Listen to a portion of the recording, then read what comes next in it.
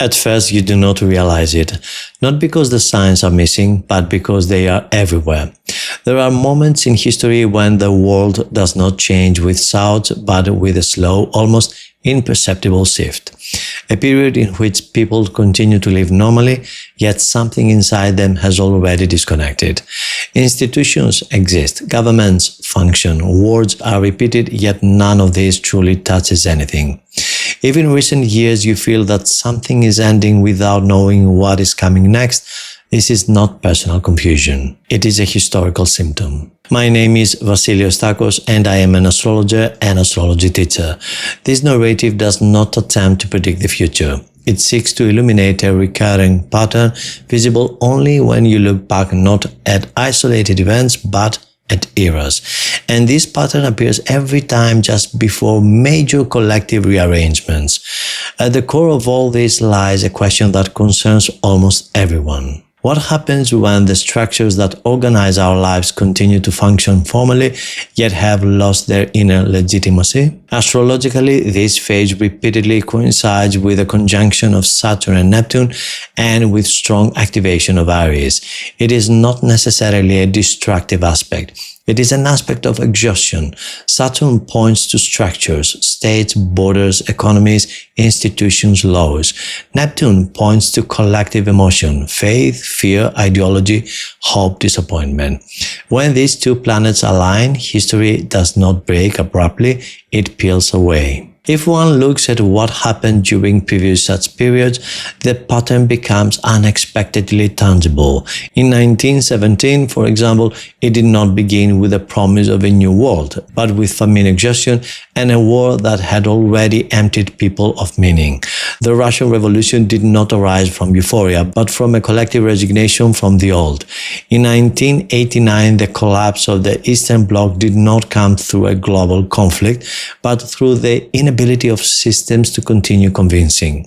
People simply stopped believing. Going further back, in 1845 to 52, the Great Famine in Ireland was not only a natural disaster. It was the moment when the complete failure of political and economic structures to protect the population was revealed.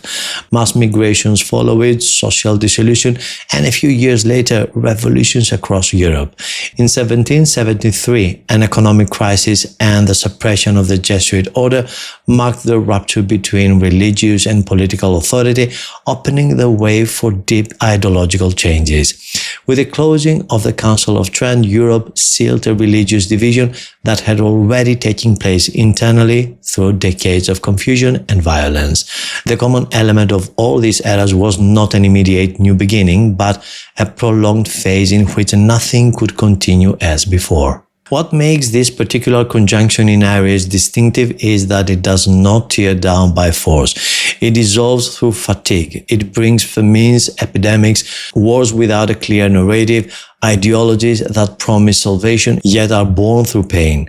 People do not necessarily revolt, they withdraw psychologically, and that is precisely where real collapse begins. The non-obvious way to see it is this: major historical changes do not begin when societies grow angry, but when they stop investing emotionally, when the effort to hold on to the old costs more than the unknown that is coming. This is the meeting point of Saturn and Neptune. The form remains, but the content has gone. If we wanted to give a name to this experience so it could be recognizable, we would call it collective inner disconnection.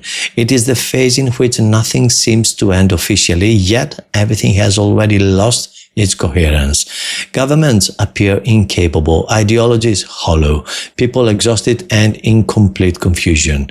And yet, historically, this is always the silent introduction of a new era. Within this context, the Saturn-Neptune conjunction taking place on February 20th, 2026 does not function as the beginning of a new world, but as a turning point. As the moment when it becomes clear that whatever is based exclusively on fear, illusion, or habit cannot continue. Not because it is destroyed, but because it is no longer supported by people's inner consent. If anything closes here, it is the question, is something wrong with me? What is being experienced today is not personal failure, but collective transition. And that alone brings a strange sense of relief.